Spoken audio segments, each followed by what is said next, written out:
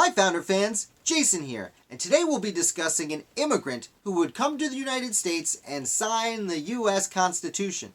He would also go on to be Secretary of War and undermine President John Adams. Today we're talking about James McHenry. Now James McHenry, as I said, was an immigrant, but not just any immigrant. He was sent by his parents from Scotland by himself at 16 years old to find a place for his family to live. And he did that, and within a year, his family joined him in Maryland, which is where they chose to settle.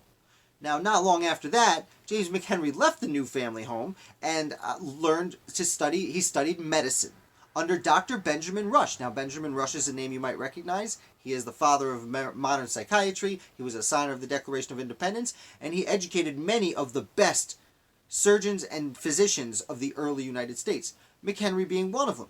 So as soon as he's done studying medicine, McHenry decides, I'm going to go and start a practice. But the Revolutionary War breaks out. So McHenry does his duty, and he joins the Continental Army as a surgeon. He's very quickly captured by the British, and then fortunately very quickly released by the British. And after he's paroled, he is recruited by none other than the George Washington to serve as a secretary. So McHenry serves Washington as a secretary for a short period, but is asked by the Marquis de Lafayette to serve as an aide-de-camp. Now, well, you might think at first, well, wouldn't you rather serve Washington? He's the head of the army than Marquis, who's just a major general. But major general is an extremely important position, and aide-de-camp is a much more respectable position than secretary was at the time. So he does this, and he serves with Marquis de Lafayette for 2 years. And the only reason he stops serving the Marquis and leaves the Continental Army is because he's elected to the Maryland Assembly.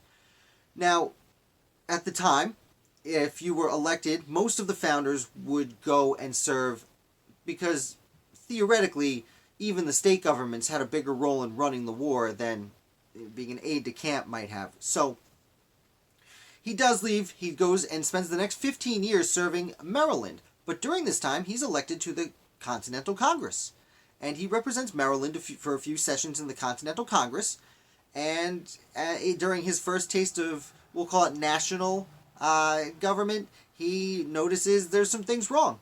So in 1787, when the Constitutional Convention is called together, James McHenry is one of the people chosen to represent Maryland. Now, like a surprising amount of delegates to the Constitutional Convention, James McHenry just kind of doesn't go for the first bunch of months. He goes with about a month left in mid-August, which is super surprising as a guy from Maryland who lives really not that far from Philadelphia. But he does go, and before you judge him too much, he did keep a diary. Now this is extraordinarily interesting because the Constitutional Convention was a secret meeting.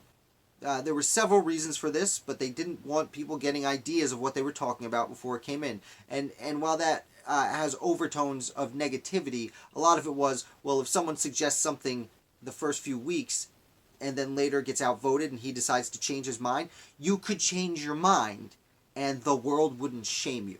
That was the point of secrecy, which for a while the United States Senate also followed the same rule for the same reason. But back to James McHenry. McHenry shows up and he keeps this diary. And since the Constitutional Convention was secret, we don't know everything that happened. So having this nice diary, even if it's just for the last month, is very valuable to students of the Revolution like you and I. I highly suggest you take some time to read it, despite the old in English.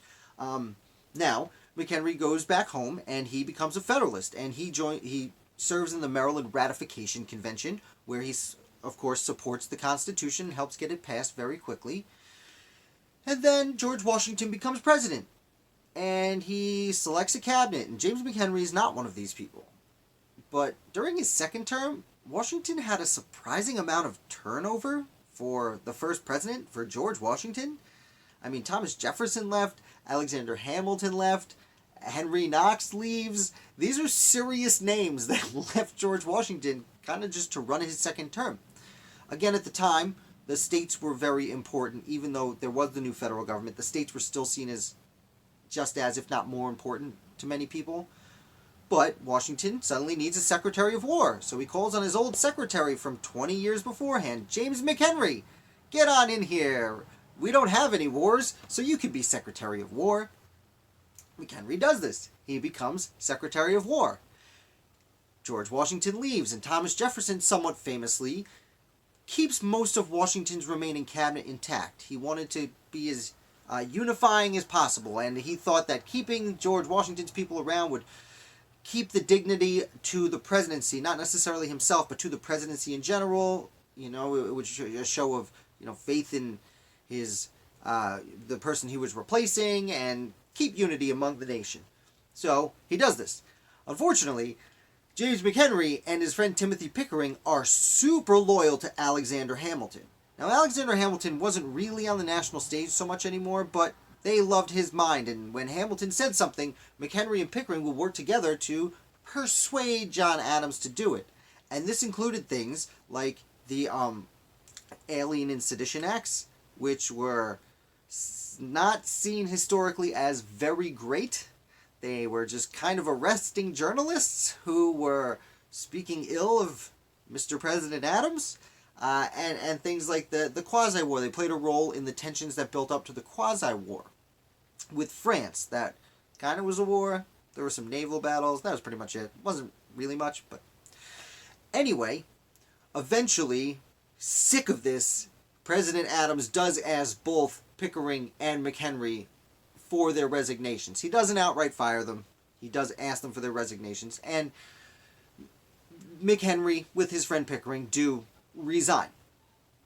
Now, McHenry goes to private life. He's finally becomes a surgeon after all these decades, and that's more or less his end in the founding. He just stay in private life for the rest of his life. But there is one other interesting McHenry-related tidbit, is even though he stayed out of politics, he was still a Federalist, and as with most Federalists, when the War of 1812 would break out under James Madison, McHenry was against the War of 1812.